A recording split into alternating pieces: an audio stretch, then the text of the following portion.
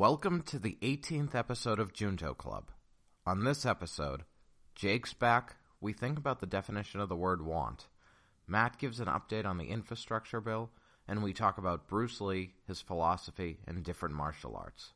For any questions, comments, or if you'd like to rant on something important to you, email juntoclubpodcast@gmail.com. This is Junto Club.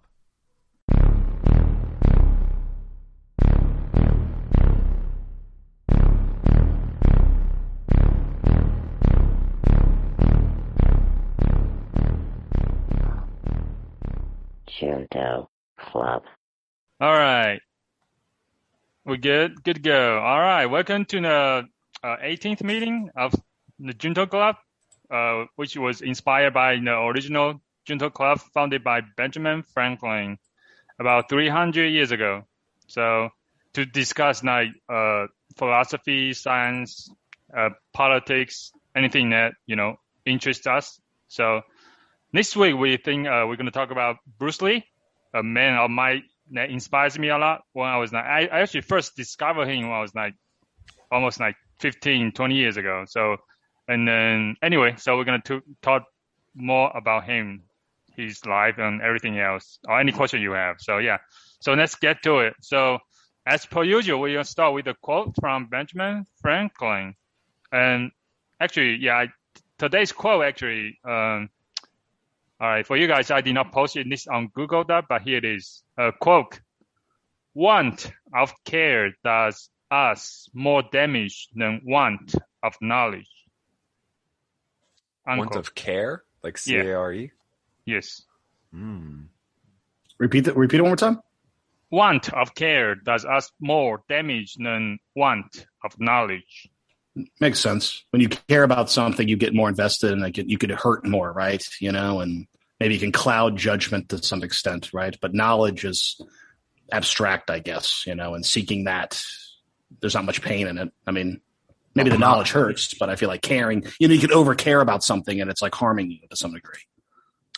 Yeah, but it's about the want of care. So is it like wanting someone to care about you or wanting something to care about? I think the latter.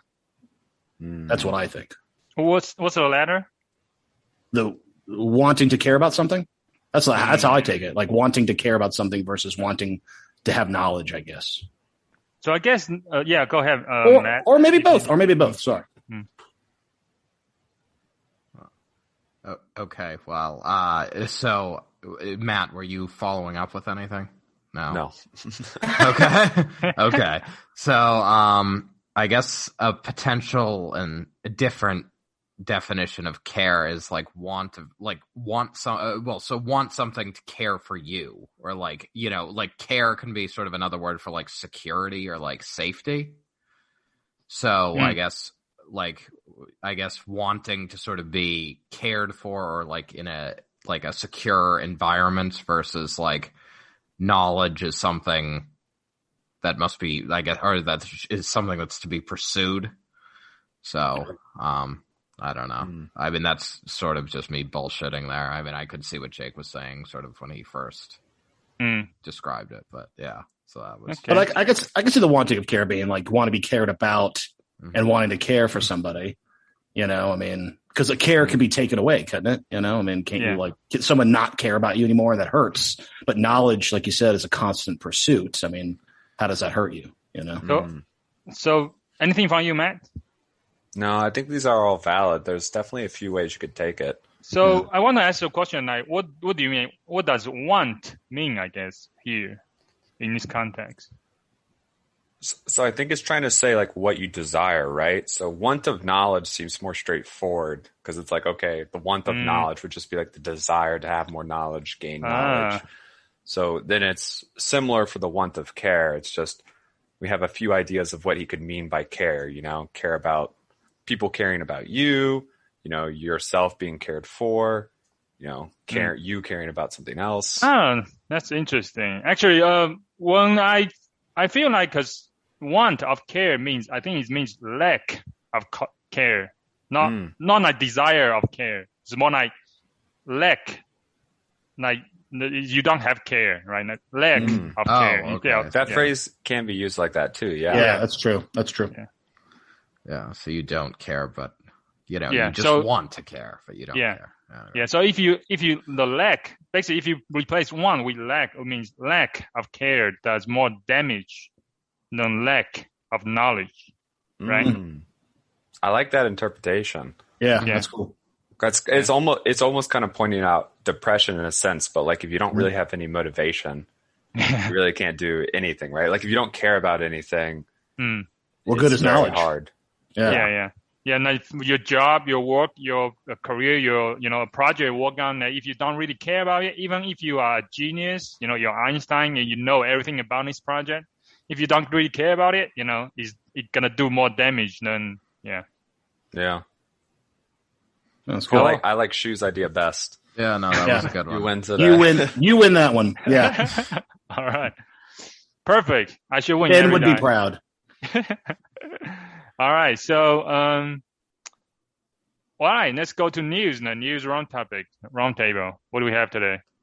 All right, I put in something that's not exactly news, but I wanted to fill in on something we talked about last week. So I mentioned Biden's infrastructure plan, and that has a proposal to make it paid for via tax. And Mike was like, as long as he's not breaking his promise taxing me. That's right. So I came back after reading about his proposed tax plan. And there's no new taxes on individuals. What he wants to do is raise the corporate tax rate from the 21% it is now to 28%.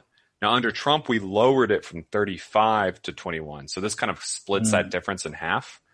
And then the other big part of it is basically make some efforts to make it harder for corporations to avoid that tax rate. So both in terms of things about like offshoring, offices and profits and claiming it in another country. And then also proposing a corporate minimum tax. So you can't necessarily, I think the idea is you can't necessarily use deductions and rebates and stuff to remove all of your tax burden, right?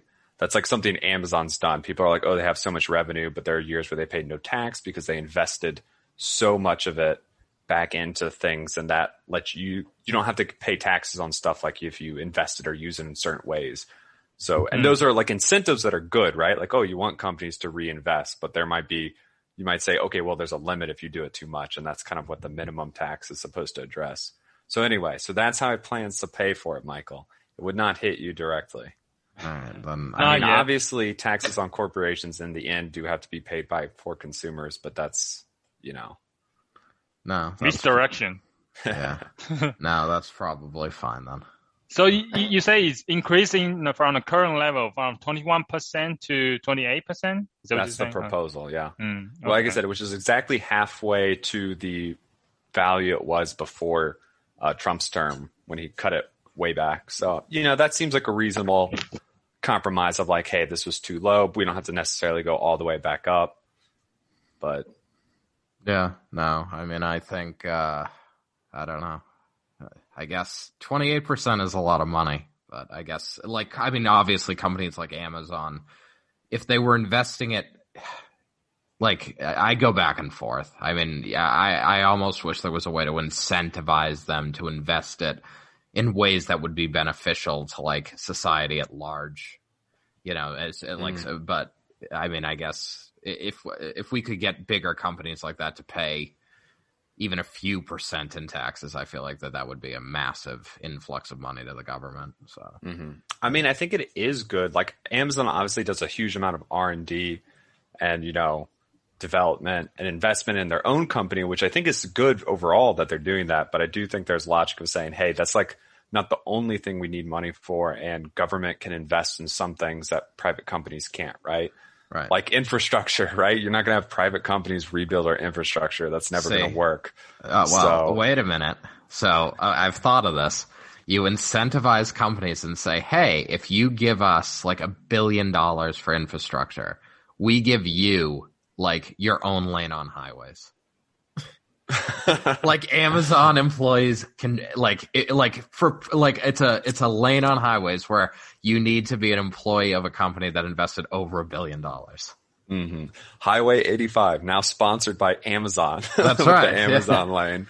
That's exactly. It'll be told. Prime members can go ride in it for free. Yeah, that's right. Yeah. I think there are ways to get it done, but I guess taxes is whatever. Taxes, whatever. Just the way that's worked for hundreds of years. Yeah, that's right. So anyway, I mean, this is all proposals right now. So, I don't even know if they have like a concrete bill written.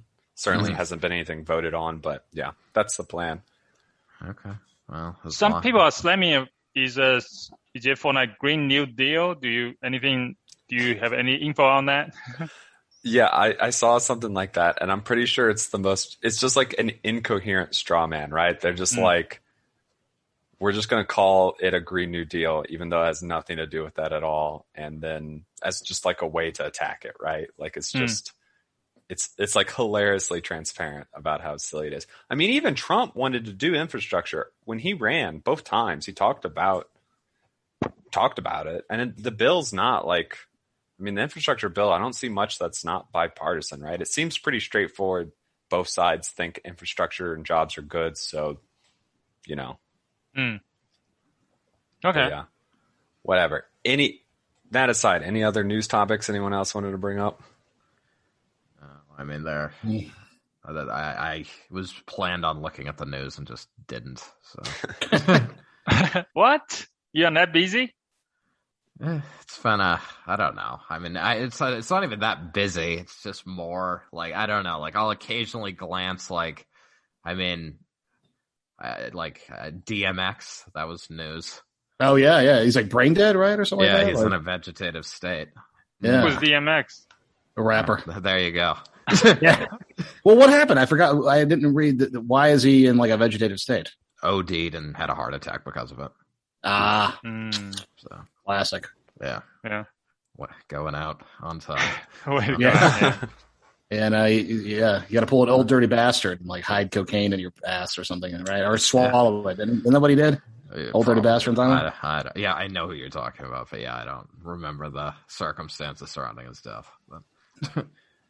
All right, I got a question for Matt. Did you look into the Georgia voting law thing? Oh, not much. Okay. No worries. The two things I know, apparently, it removes the food and water. Yeah. And I think they want you to now provide a copy of identification on mail-in ballots, which I think is one of the things people are annoyed about. Oh, okay. Because like right now you still have to register and then ask for it, and then you have to do a signature that they check, but they want like a photocopy of like, I guess, a license or something, which does seem annoying because, I don't think most people have printers at home these days. I don't. And so that's just like a bit hassle to be like, okay, now I got to go out of my way to print something. Like if you've already registered for vote, right? Like they've already checked your identity. Okay. And there's other stuff in there too, but I haven't. Okay. Yeah, just a lot of controversy, like a lot of sports activity, like pouring out of Georgia, right? So yeah, it's not just hurting the people. Like, why do you? There's no need to do that, right? Well, some people would say they're trying to retain their power on Georgia, despite Atlanta growing the Democratic base in the state. So the need to do it is the fact that they're going to potentially lose their positions. Oh yeah, no. I guess I mean that for business, baseball to pulling out the game out of Atlanta, right?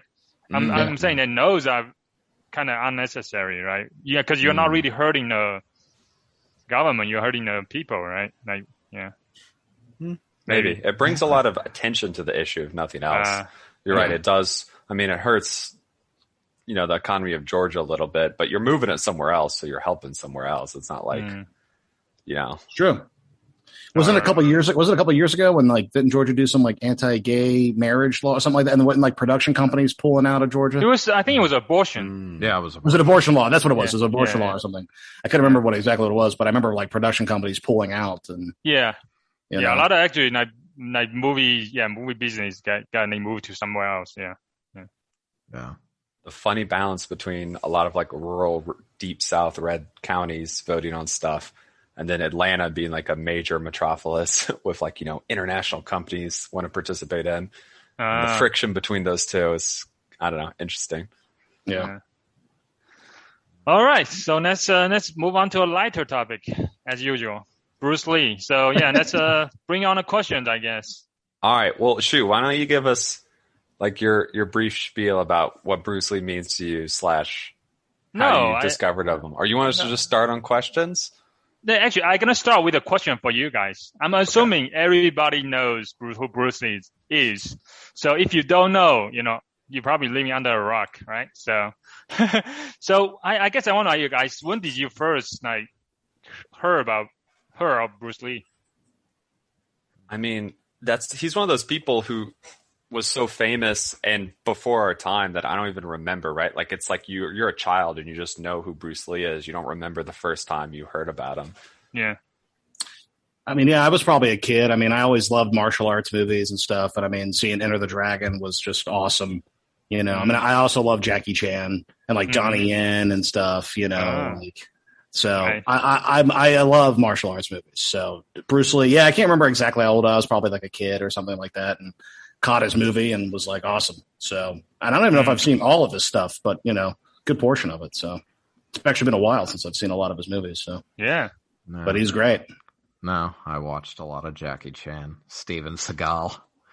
Oh yeah, Aikido, Aikido guy. Aikido, yeah, that's right. Steven Seagal. If you watch his movies, the early ones, my two favorites were Out for Justice and Above the Law. And and when he gets his ponytail, and the longer Steven Seagal's hair gets, the worse his movies are. Even though they're great, like I love them. I love Under Siege and Under Siege 2 and stuff, but they're just cheesier as his hair got longer. So, but yes, the Aikido. Interesting. Guy. Yeah. Is he like Russian now? No, he changed his citizenship. Oh, did he? Steven Seagal? I know there's some weird stuff. I know he had he was a cop for a while. Didn't he have some cop show that he was doing? Yeah, he did have a cop show he was doing. Yeah, wasn't that New Orleans police or something too? That might have been, yeah. Aikido is perfect for those stuff, right? You want to disable people without like killing them, right? The soft style. It's perhaps the best use of Aikido. That's the way I will put that. What Shu and Mike know that the audience doesn't is I have opinions about Aikido, and they're not positive. Aikido has its places. It has its places. Mm-hmm. It can do its thing. It can, Mm-hmm. All right, we can we might get into why Aikido is bad from your perspective later. But I think some of the questions will get there. Yeah. What about you? Oh yeah, I think do I must ask you already, Mike? When you first heard of Bruce Li? Yeah, well, I assume when I was young and watching those. Gotcha. So I guess the other question, like, why do you like him? Like, what is his appeal to you guys? At least I'm assuming that's some kind of appeal. Well, I think it's cool. I mean, I've seen some of his movies. I'm not really that crazy about the old martial arts movies. They're cool, but it's not like a huge fan or anything. But I do think it's really interesting, especially when I was like refreshing on some of his thoughts, some of his writing and stuff, how he really was a precursor to the modern MMA in a lot of ways. Mm-hmm. And I think it's a real shame that he died, because I think he would have loved UFC. I think he would have been like, this is validation of so many of his ideas on martial arts, and seeing how it evolves. So I think he was a man before his time. Definitely. I guess he was a superstar. So maybe he was also a man of his time, but from a fighting perspective, he was ahead of the times. Yeah. Well, he created his own style, Jeet Kune Do. That's right. So he definitely would have appreciated MMA for sure. So I think even some fighters actually try to study Jeet Kune Do, maybe some MMA guys, I think, or maybe. Probably. I don't think it's really that much. I don't think there's that much of a concrete style to Jeet Kune Do. It's almost more like a philosophy. Yes. Which, like I said, I think if you look at most MMA practitioners, sort of inherently adapt it anyway, even if whether they took it from Bruce Lee himself or it's just hey, this is just kind of a consensus of hey, yeah, this is the right way to do things, and we know that now. But in the 70s, that was revolutionary. No one knew that, right? Yeah. Or not many people were talking about it. Yeah, I would say if Bruce Lee would say about Jeet Kune Do is that he doesn't want other people to follow him, right? It's almost follow, you can study Jeet Kune Do, but you almost make it your own, right? You don't follow everything that he says that you should do, techniques and stuff, but make it your own somehow, right? So it doesn't have to be, you don't need to follow the structure like very strictly, right? So, yeah. Yeah. All right. So, Well, yeah, Mike. I would just say that I don't know nearly as much about him as any of you, but I mean, I would say that's like I appreciate just from the reading I did leading up to the episode. Like I named the episode a quote I liked by him, which is basically as you think, so shall you become. So I like that type of philosophy. You know, I mean, I think certainly, like, I've lived my life basically being like, if I train, like, if I push really hard in a certain direction, you're able to attain what you want to. So, I mean, obviously he pushed, you know, to turn his body into a weapon, essentially. So, and was successful at doing that. And also, I think what I learned about his death, like, I think that can show you, like, pushing too far in that direction can also be a negative thing. But so that's, I think his life teaches interesting lessons. So, wait, are you okay? So, I guess, so have you been just learning about him recently, or do you know about his philosophy reading stuff already before? No, I mean, I may have encountered it in my life, but no, I mean, it's like if you would ask me like Bruce Lee, I would have said like you know, I know martial arts and he was in movies, and that's basically like I had a very superficial appreciation of him before this. Yeah. I think one amazing thing I think about him is as Matt, you already mentioned, I really like his philosophy, his writing as well. So he's one thing that surprised a lot of people, and then a lot of people just think he is like a martial artist, but he actually is a philosopher as well. He actually went to University of Seattle, and actually majored in philosophy, right? So, yeah. All right, Shu. Well, then I want to ask you Bruce Lee's most famous quote. Do you know what it is? Or I feel like most famous philosophical statement. Yeah. Yes. Oh, okay. What is it? Be like water. I do exactly what it was. Be like Shu, water, my friend. Shu, I want to ask you what you think "be like water" means. So, be like water. That's the wrong quote. Okay. Oh, you know what's you need to get rid of like, right? Oh, like water. Be water. So, yes. It's called, the full quote is be water, my friend. Be water, my friend. Yes. So, well, first of all, I'm gonna talk about a little bit caveat about like water, right? Be like water is not correct, because like water, that means you are not water, right? If you are water, you cannot, there's no need for you to be like water, right? So, right. So anyway, let's go back to the main topic, is be water. What does that mean? It means like in terms of that, be someone is like, can be very simply put, adapt to any kind of situation, right? Don't be restricted to any kind of structure, right? So like everything you learn, right? And then when you apply it, you know, you don't have to apply it exactly in the way you learn it somehow. Be fluid, right? So yeah, so I would say just be adaptable if you want to think about it that way, right? But I mean, the way he says is like, if you put water into a cup, it becomes the cup, right? If you put water into a bottle, it becomes the bottle, and then like water can flow, right? Like very like gently, right? Like very like can flow, but it also, when it has a lot of power, like tsunami, right? It can crash, right? Can destroy. It has so much power when you want to destroy anything, right? So you can do that with your, I mean, everything you, I guess, be like. That's why I guess being water is a model, inspiration. You want to be something like that when you do everything. Yeah.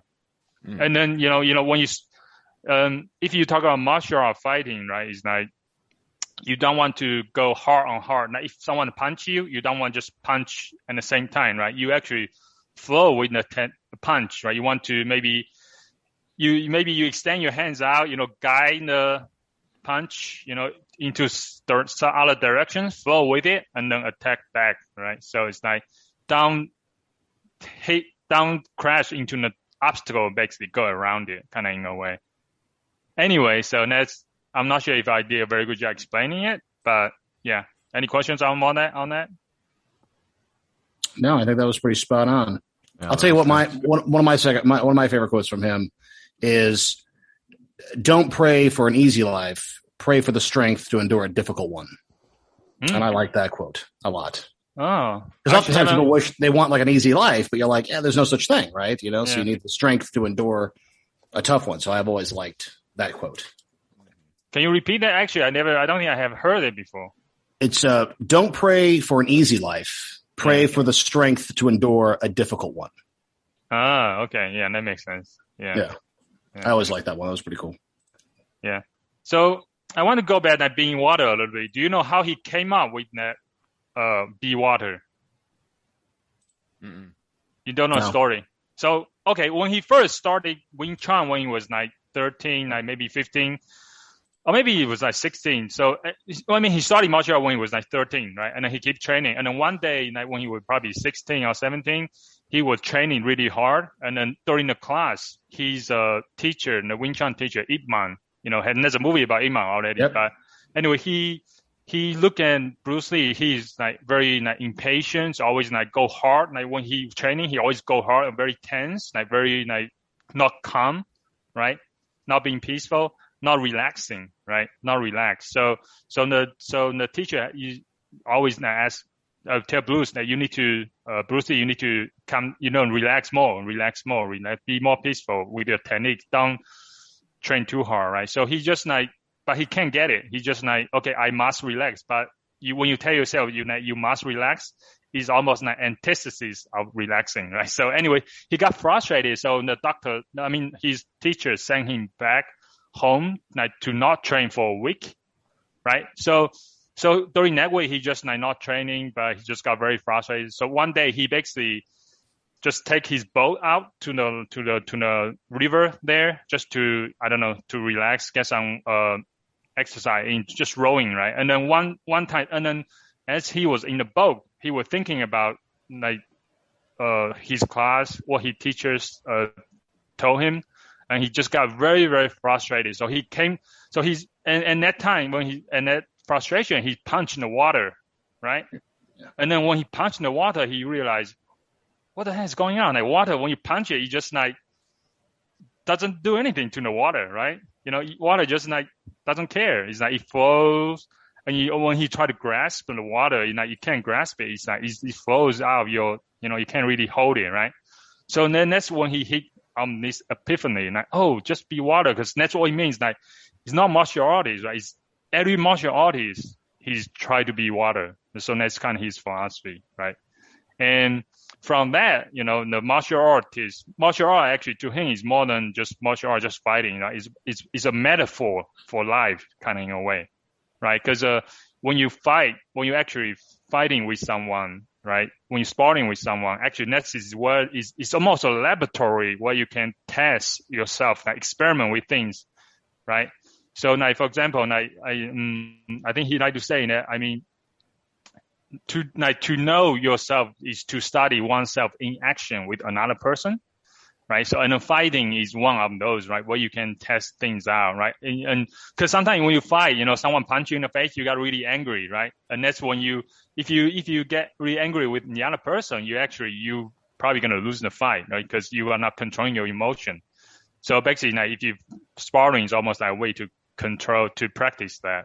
But anyway, yeah, going back to the water story, that's how he come up with the epiphany on be water. Yeah. Any thoughts? I remember that story now. That sounds familiar. So, because Ip Man is by the way, have you seen any of the Ip Man movies? They're pretty awesome.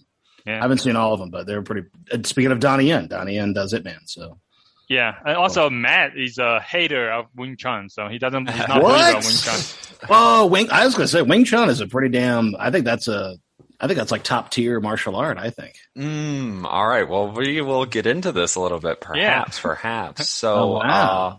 facts of Jeet Kune Do number 9. Okay, so in the Tao Jeet Kune Do, however you pronounce it, there's 16 facts. Number 9, all-out sparring and actual combat training on moving targets. Okay. So, I mean, it's kind of just a statement that doesn't have but I think the larger context is, especially when you include some of those other things, is that for martial arts, it's very important to have that, what I would call live training. or sparring. And I think this is something his book emphasizes, and something some martial arts, like a lot of Wing Chun schools today, don't have, where they, don't really do full contact sparring that basically teaches you how to really fight. What do you think about that, Shu? So I guess you're talking about, are you saying that your main criticism of Wing Chun is that it doesn't do a lot of full contact fighting? You don't think it's kind of practical, right? That's your main. I would say, okay. So I was going to kind of go more from talking about Bruce Lee's quote, but my opinion on Wing Chun and other martial arts, and this is a school by school thing, right? So it's hard to encompass something that's practiced around the world. It's not going to be the same everywhere, but a lot of places, they don't really do real hard sparring or live combat. And because of that, they don't really practice realistic scenarios or techniques because they're not kind of pressure tested, basically. Oh, yeah. And this is why, you can find a few videos of people who try to take Wing Chun into MMA, UFC style stuff. And there's two things that happen. Either one, they stick closely to sort of the Wing Chun style and then they get destroyed. Or two, they have some minor influence from it, but they've largely adapted to the more generic MMA style, right? They've shifted a lot of aspects of their fighting based on other things. And then they look a lot more similar. Now, of course, they have their own flavor and style that could, kind of show kind of their different background, but it's not so significant. Yeah. So I want to respond with 2 points. I think first point is most of a lot of martial arts, they don't do a lot of full contact training, right? So that is a very fair point. Not a lot of martial arts do that. Even the style I'm training in right now, we don't do much. Even though initially I was drawn to the sparring part, but as you go, you just practice the forms, right? And then also other stuff, and you don't maybe less than 10% of the time, you do. I would say maybe sometimes less than 5% of the time you do actually sparring, and even sparring you actually wear the gears, right? And you do some very safe sparring, no gouge to the eyes, of course, no elbows, and then very point sparring kind of thing. I think that's very, very fair, right? But however, I would say because you are assuming that martial art should be I guess your point, you're assuming that everybody want to study martial arts because they want to learn how to fight, which is good, which is correct. But some of them is for self-defense, exercise, right? Or the philosophy of it. And then martial art to me is almost like meditation in motion, right? You very meditated, studying the form. So that's why I'm okay with not doing that all the time. But I would say I think all martial artists need to do more of that, right? What are you studying, Shu? What martial arts are you practicing? Canyu, which means hard and soft in Vietnamese, is a Vietnamese martial art. It's a combined 7 style of martial art, and then it's called hard and soft. So hard style is like Shotokan karate, right? These are very hard style, and the soft style is more like Tai Chi, Aikido. So basically combine all these principles, hard and soft principles together and into a style. So you kind of study all that, right? So we have a dojo here, so it's a plug. So Samin Shu Dojo. So if you want to go check it out, you actually can study if you want to. Yeah. So okay. Yeah. So the Matt Matt, your main issue with Wing Chun is more just like a lot of schools and don't practice the full contact. But if they did, how would you feel about it? Well, I think if they did, I think they would usually realize that some of the things you see a lot of Wing Chun practitioners doing aren't really effective. And that would be. So I guess I'm gonna get into this through another quote to get into a larger topic. So Bruce Lee, this is a quote from his book. "It's all right to change one's style to adapt to various circumstances, but remember not to change your basic form. By changing style, I mean switching your plan of attack." So I really like this quote. I'm going to stretch its meaning a little bit beyond what he literally said, but I've heard this described before that there's only one correct technique to do something, okay? So a lot of martial arts do a lot of different things, but I've heard people claim that there's one correct technique to do something. If you want to punch a certain way, there's one right way to do it. And what styles really are styles should not be about different ways to punch or kick or do things, but styles should be different approaches to how you fight, like what you try to accomplish, what moves you lean towards, and things like that, which makes style much more personal. And a lot of this comes from is when you look at martial arts across the world that have this sort of hard sparring, realistic fighting as part of it, things from Sando in China, which is like Chinese kickboxing, to Muay Thai, boxing and kickboxing in the West, things like that. You'll see a lot of the techniques and styles and approaches end up looking very similar. So the punches look similar, the kicks look similar, things like that. And the idea is that there's fundamentally, as a human, there's a right way to do that. Even if different styles maybe focus on different approaches to fighting in more like a strategic level, or they have different rule sets that focus on different techniques, but there's a right way to do a technique. So backtracking a little bit, the important part is that when you do this sort of realistic fighting, you learn what really works and not works. And again, and this is not just a Wing Chun thing, but a lot of, especially in the US, there's a lot of BS martial arts school that like don't really have people sparring for real. They just make you do a bunch of forms and dance essentially, which Shu makes a great point. If you're just looking for exercise and some fun, that's fine. But if you're claiming to be like, hey, we teach you how to fight effectively, that's like a different thing. Right. For sure. So I want to hop back to your second point before I go into the style thing, right? The quote of you just mentioned, which is very valid. And the other ones, I think you were saying that Wing Chun, you see a lot of example of Wing Chun people that when they get in the ring with other people, they will stick with Wing Chun and then they end up losing, right? So I've seen a few videos of it. I haven't seen like a comprehensive survey. I guess my point is that a lot of times I don't think there's one single style that's the best, right? And there's no style you cannot compare. It's hard really compare the style to style. So it's always the people, the person who practicing, right? And the people that you see in your video in the ring, they are probably not the best Wing Chun practitioner, right? Or even maybe may not even be the average. I don't know. So I don't think they are a good representation, even though they got beat by, some karate guy. It doesn't mean that karate is better than Wing Chun or boxing is better than Wing Chun. Even though I do believe that if you want to really learn fighting, you should just learn boxing. Boxing is really good. So anyway, even though without kicks, right? Kick is kind of useless sometimes. But anyways, so I want to go back to the, I guess any thoughts on the thing I just say about the style and then people? Yeah. So, I think that's kind of why I was bringing up that quote from Bruce Lee where like style is like, how did he put it? By style, I mean switching your plan of attack, not your basic form, right? So what I would say is when you see some of these Wing Chun people, it's not, it's like sometimes they try to like fundamentally approach like the fight in a way that's different, which would be fine, but it doesn't seem to work, right? Like the classic Wing Chun guard of your hands like this in front of you is not an effective guard. It's not what Bruce Lee put in the Tao of Jeet Kune Do. It's not what any other martial art uses.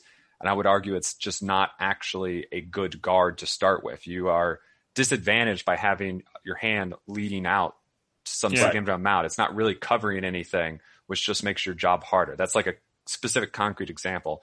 But so the point is, and I think this goes along with Bruce Lee's philosophy where he's like, it's not supposed to be about a style, but what you see sometimes with Wing Chun people or other things, I don't want to just beat up on Wing Chun the whole time, but you'll see people trying to be like, this is our style, right? Like, here's the things that are different. And because of that, they try to like conform to that very concretely rather than just adapting into the just general, like more loose, fluid fighting. I think the comment on one of the things you're saying, Shu, and I agree, there's definitely no like probably ideal style, but I think when it comes down to fighting, from what in my own personal experience, I think size can make a difference in technique, but I think what can win fights is just how crazy you are, how willing you're like. I mean, if you can, that guy's like, I have no training, and here you're fighting someone. I mean, okay, fine. If you're a master in something, I mean, yeah, you have the advantage, but I think ultimately, if you're crazy enough to be like, you can hit me in the face, but I'm still coming at you. I'm going to take your ass down. I'm crazy enough to just go for it. You're probably going to win the fight. I mean, some size can be a difference and some things can be a fear, but I think ultimately it comes to just, are you willing to be like, I want to kill you? Sorry, did I skip out? You were skipping. We were able to under. No, I think that's true. I think sometimes in fighting, you have to take a risk to win. Yeah. It's one of those things. Like unless you're just like way better than the person, being willing to take risks. Doing something that's like, hey, I might take some damage doing this, gives you an opportunity to win. Of course, if you take a risk and you just get like squared in the jaw with a full power punch, you'll probably get knocked out. But no, that can definitely be. There's definitely an element of that. Yeah, for sure. Yeah, and that remind me of a question that someone asked Bruce Lee. Like, are you confident? Do you think that you can take on anybody on the street or something like that? And I think his answer was like,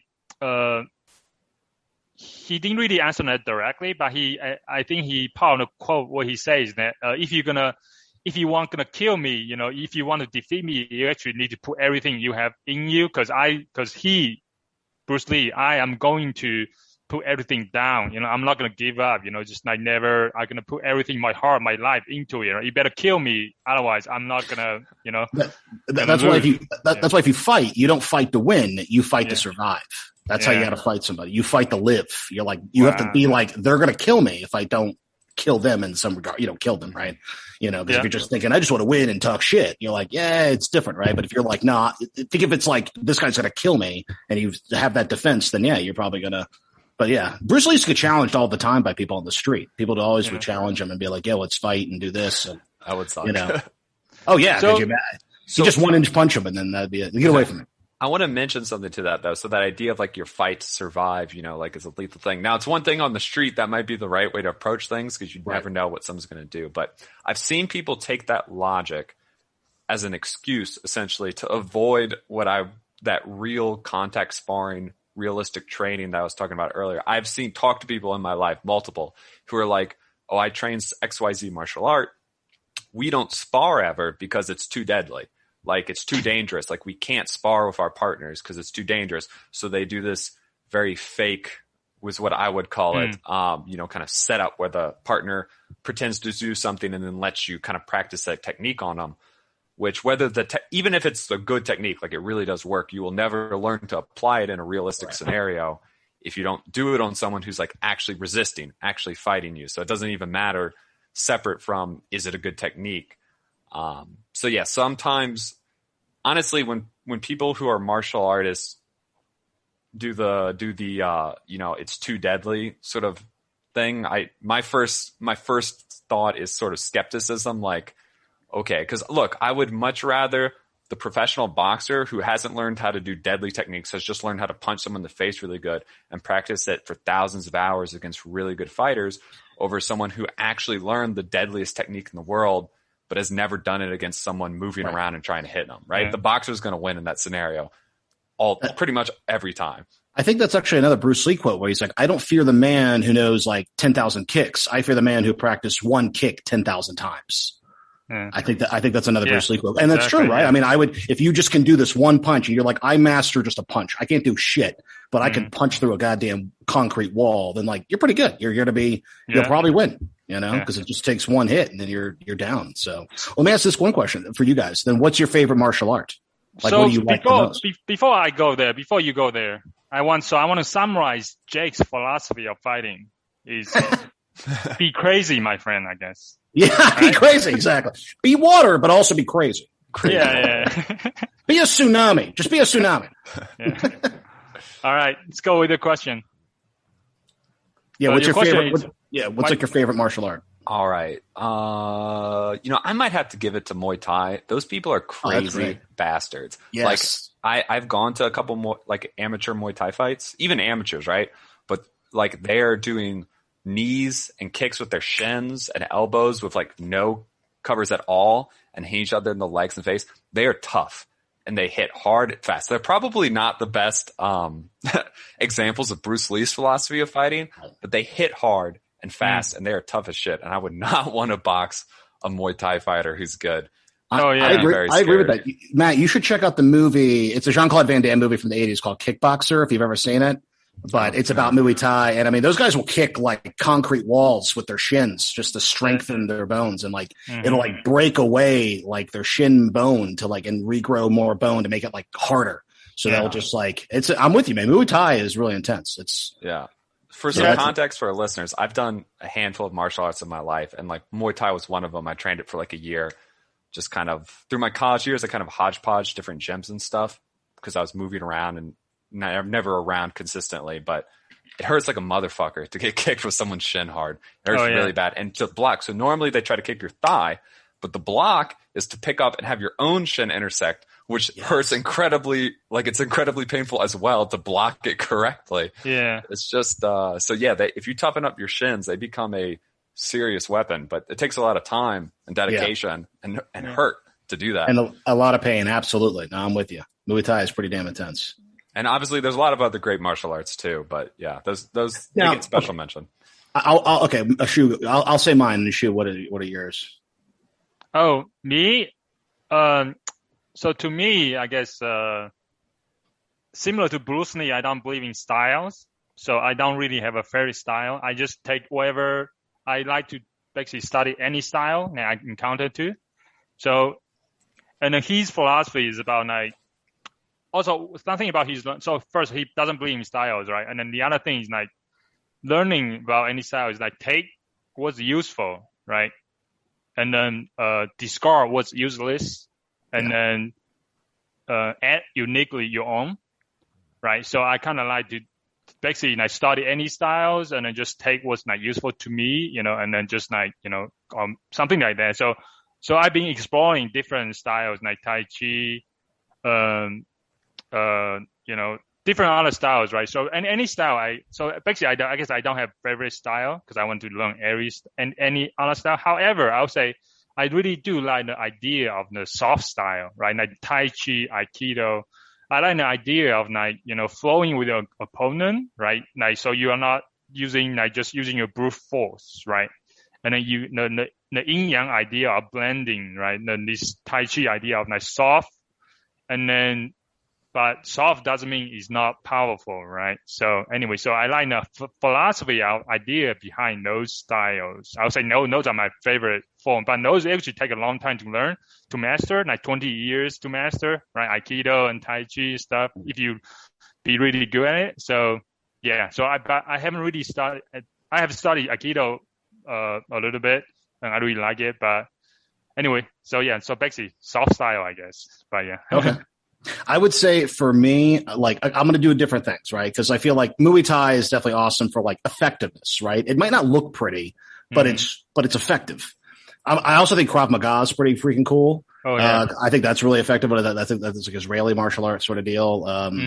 But in terms of like showiness, like what looks cool to me, like I love drunken boxing.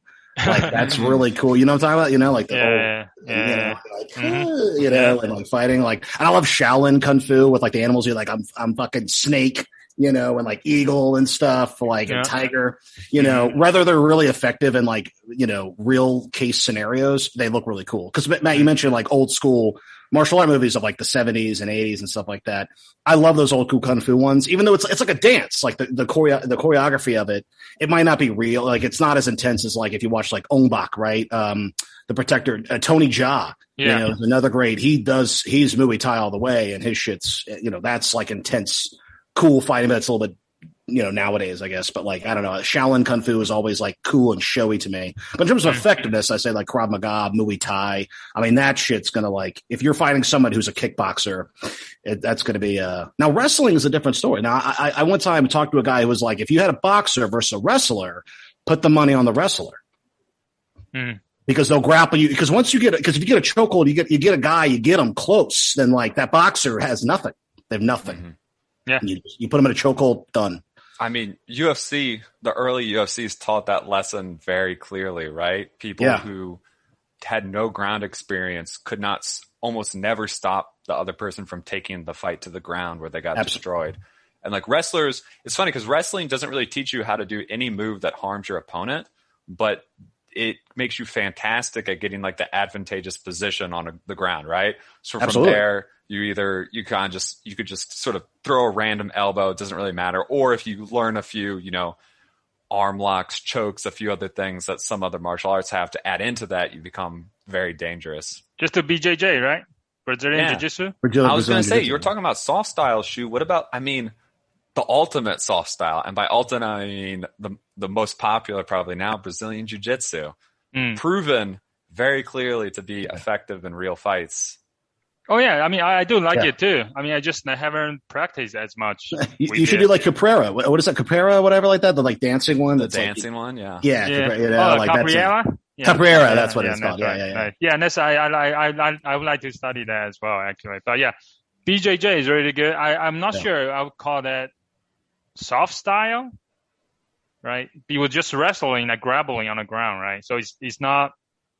It's a little bit different, I would say, based on the. But anyway, yeah, for I guess where I was going with that actually, I'm not sure. But I mean, isn't it? I mean, jiu-jitsu is a soft style, right? Jiu-jitsu is a traditional jiu-jitsu, right? Yeah. So Brazilian jiu-jitsu is a variant of it, but I would say it's fair to call it a soft style. It's just done on the ground instead of standing up. Yeah. I mean, if anybody want to like really learn how to fight on the street, BJJ obviously highly recommended because as they say, 90% of the fight and on the ground, right?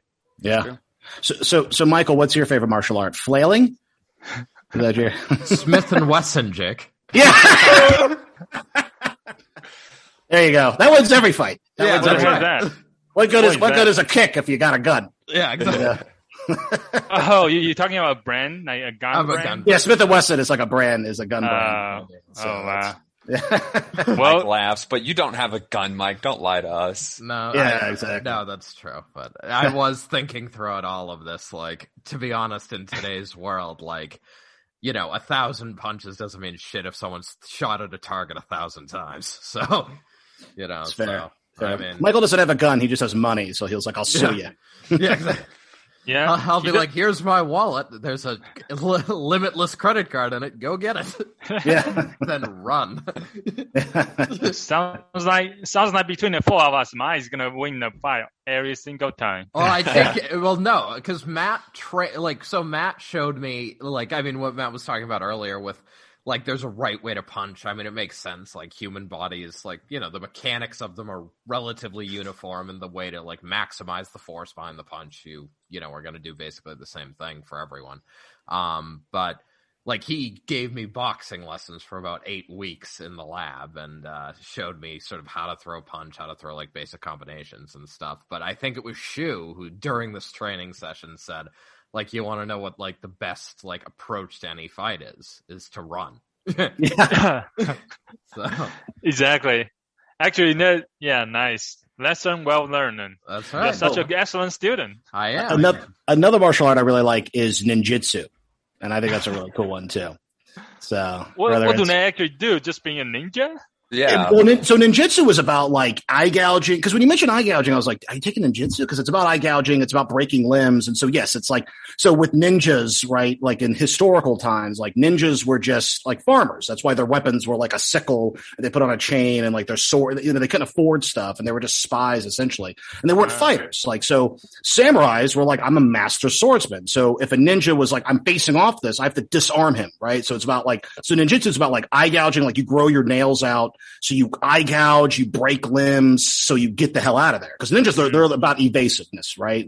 They don't want to fight. It's about stealth. It's about spine. They didn't really wear the maybe during the Warring States period, they had some of the traditional, what we think of ninjas, right? But they wouldn't wear black because black could stand out. So they would really wear blues or browns and greens to blend in with the night more. And they would spy and they were just farmers. It started off just small time things, but then obviously daimyos would hire these people and they would train, and ninjatos are shorter swords, but they have the square suba or the hilt or whatever, the guard would be square because what they would do is stab that in the ground and step on it so they can climb up stuff and then grab it with their feet and pull their sword up essentially. But ninjutsu was always kind of neat. Whether that has real world stuff nowadays, who even trains in ninjutsu anymore? I don't even know where you'd go for a school. Probably in Japan, I'm guessing, but I think if you could find I think it also had a form of jujitsu and stuff, of sort of a soft style, but being instead of a hold, I'm going to just break your arm or I'm going to gouge your eyes and then get the hell out of there. How did you know so much about it? I actually really love Japanese history. I eat that stuff up. So, cause I think as a kid, I loved samurais and ninjas and it's so I just looked up at a lot of that stuff. So I think it's really, sounds that's a cool weeb. I know, right? So No, we didn't know. get out of here, Matt. Get out of here. No. Well, now I'm getting to like Korean stuff. So I'm being a queeb yeah. now. Oh wait, what's weeb again? Weeb is short for weeaboo, which is like Yeah. the stereotypically like the Americans or Western people obsessed with Japan and Japanese culture and stuff. I don't have a waifu pillow or whatever. So, don't. All right, sounds good. So I'm going back to the Bruce Lee and some of the styles. Going back to Matt's quote that brought up about style, right? So have you heard of the? Do you know like for his founding principle, his basically main philosophy for Jeet Kune Do? Do you know what's the main philosophy? Like, can summarize in like a sentence? I think he actually had it a writing somewhere on his style. Be water. Yeah, No, it's called. He's the saying for his Jeet Kune Do is basically use no style as style, and use and having no limitation as limitation kind of thing. So yeah, use no style. So yeah, he believed that's why going back now he doesn't believe in style because he believed that style actually separates people, right? And I mean, so yeah, so then that's what it's like then that can actually going back to like a lot of like government stuff, right? Like a lot of people like believe in certain form of governments, like really the best for every country, right? So I think American like Matt and probably would believe that democracy or capitalism the best, right? You can apply it to every single country maybe, but actually like if you're using like that style, I mean same thing, right? And like not every form of government is good for everybody, right? And going back to martial art a little bit, even within a single style, the way you're doing a technique is different, right? Even though you teach a single technique, like one way, and the style may say, you do it this way, but every individual gonna do it very differently, right? You should adapt the style to you, not you to the style, basically, right? So, like for example, you do a karate punch or something, right? The punch is a punch, but each individually might do it differently, right? So basically adapt that to. So anyway, yeah. So that's something that about style, yeah. No, it makes sense because I mean, a style it get rigid. You're rigid in that, right? Yeah. And if someone comes at with something like, if your style is more like, okay, I'm better with like punches, but they're like, I'm Taekwondo, so I'm doing mainly kicks. You're not used to that, so you got to adapt to everything, And then even use environment. You could be like Jackie Chan and use an environment, like kick up a chair and like throw it at a guy. Yeah. So what do you think, Shu? Just open-ended question. How do you think Bruce Lee would view like the modern MMA UFC? Do you think he'd be like, this is exactly what I was talking about? Do you think he would have, like, obviously they fight a little different than he did, but do you think he would have ended up fighting the same, like hypothetically had it been in that time? I think he advocated that all right. Like, we'll call you about like, he really advocated like full combat sparring, like this full contact, full out, right? No rules, right? How he would say he might go actually a little bit beyond MMA, like no rules, right? So anything goes. Basically, that's his style. So actually, like one of the fight that when he was start a school in Chinatown, in San Francisco, right? He tried to teach martial art to everybody, not just Chinese, right? So he actually got in the other traditional Chinese schools send challenges to him, right? So hey, you cannot teach, white people or black people more Chinese kung fu, right? So he ended up during that challenge, actually, when they try to sit down and set out the rules, Bruce Lee basically saying there's no rules, right? Everything goes, like eye gouging, everything goes, right? And that's why when one of his movies, I think the second movie, Chinese Connection, he actually bite the opponent, right? When he got unlock or something, he just bite it, right? So that's his philosophy. Anything goes. No, yeah. So yeah, I would say so. I would say he, in summary, he really loved MMA, but I'm not sure. Yeah, he might go a little bit farther, but I'm not sure how practical they're gonna be, right? So Bruce Lee would be like, "Can we just recreate the Coliseum? And just fight to the death and pay for it. Here we go." He taught Kareem Abdul-Jabbar too. Yeah. I did know that. Yeah, it was a Game of Death. In fact, he died, I believe, making Game of Death, and they had to use like a different actor to fill in some of those parts. And I think that was Bruce Lee. Yeah, it was L.I. All right, so we got 5 more minutes, right? So let's There's one more quote I wanted to bring All up. right, go ahead. Unless you had something more important you wanted to say. No, I'll say let's go with the quote. All right, I like this quote. Keep the argumentation going. Okay, so here it comes. Instead of going to the heart of things, flowery forms and artificial techniques are ritualistically practiced to simulate actual combat. Thus, instead of being in combat, these practitioners are doing something about combat. So this is another quote from him in his book. I think pretty clearly criticizing martial arts and martial artists who spend a lot of times doing complex forms, which is very common. I did that for years as a kid in karate, right? Oh, absolutely. Which makes sense for now because it's America, right? You're just like, I'm paying for my kid. I mean, a lot of martial arts schools, I think nowadays, it's sort of like you practically pay for your belts.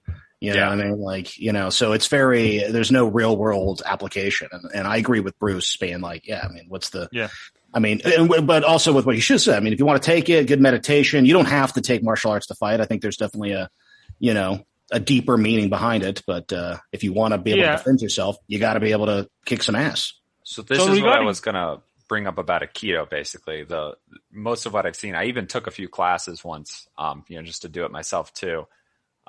It's a lot of this, right? Like a lot of forms and things where the partner kind of, even when you have a partner, they like are intentionally going with you. They're helping you do it, and not a lot of, again, live practice. It reminds me of like that one, the movie, and you see it a lot in like movies where it's like, I'm going to jump up and I'm going to grab your neck with like your head with my legs. And I'm going to like do this cool flip thing and like throw you. Right. Like that is something that like, that would never happen in real life. Right. Right. Like, because you have to, like you just said, you have to go with, especially the throws, right? You're sort of like letting yourself being thrown.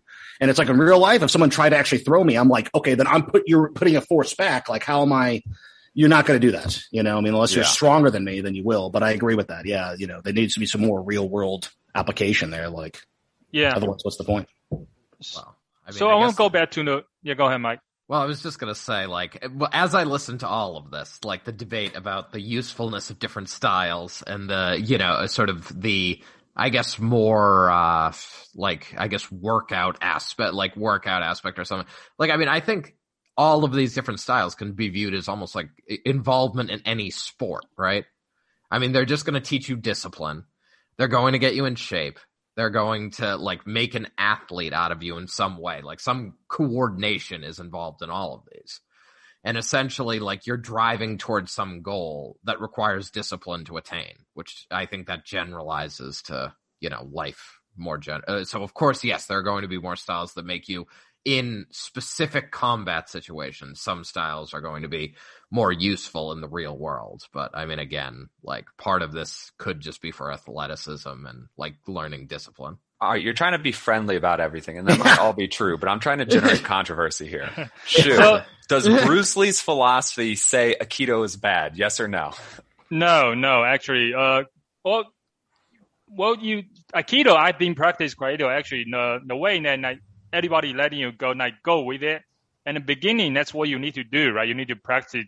That's why you keep doing that, right? The people actually going with it, actually, sometimes they will resist, right? If you're not doing correctly, they will feel it, right? You actually feel that, actually. So Aikido is very useful art, actually, to being connected with each other.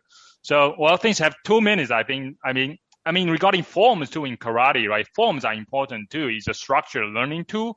But of course, if you just focus on the forms, of course, it's going to be bad, right? Form is almost like a choreographed dance, right? You practice it, but it's not a dance techniques, right? It's a way for you to practice it, but it's the tool, but it's not the whole thing, right? So, as Bruce Lee, don't focus on the finger. Otherwise, you're going to miss the moon, I guess, right? Yeah. And so I guess for me, I want to say last few things about Bruce Lee. Basically, I think martial art to me is basically means to him is to express himself honestly. That's martial art means to me, to him, right? And I think I like that as well. And that's why every movie, everything you do, I think that's why people like him, because he's so real. He always advocating be yourself, right? But be yourself, you need to know yourself first, right? So he used martial art as a tool to kind of discover himself a little bit, to know himself. So self-knowledge, right? But his thing is, that's why I like because every time I see his interviews, his movies, I think that people like him is because he just, I don't know, just so real. That's why he resonates every kind of people, like different country, different race. It doesn't really matter. He almost like transcends like race in a way. So yeah, and that's why he's very confident because he doesn't really care because he's being fucking real, right? So I guess that's something that I want to, closing as that,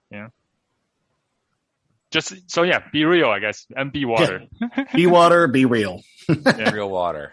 Yeah. Be real water. And there's a lot of things that we did not touch on. Maybe we're gonna save it for maybe a part 2 sometime in the future. So You could always bring it up again. yeah. It's true. No. What was the number one thing you want to touch on that we couldn't talk about? That's one of the things. Like be water. There's like be water, and then use no sound as style, right? And then be real. So, these things. Yeah. All right, well, Yeah. good advice. And next Oh, week. Yeah, and there's one thing that empty your cup. I forgot how to tell the parable, the story. Empty your cup. So anyway, maybe every time he teaches class, sometimes he teaches students just like empty your cup before you come to the class. For your come in mind, kind of without, like come in without prejudice or assumptions. Just right. Yeah. And there's a Free. parable Okay. that I want to tell, but I forgot. So anyway, time's up for this week. Oh, okay. Well, next week we're going from that to taking drugs to make yourself feel better. So Yeah. From martial arts to drugs, perfect. yeah. Yeah, dude. Next couple of weeks, me and Matt might be defending our defense. So we might take a few breaks. We'll see. Yeah. Yeah. Well, yeah. If you need to take, next week or any other week, just stay tuned. If we're here, we're here. So. All right. So, and I'll take us off. So we are no longer live. Junto Club.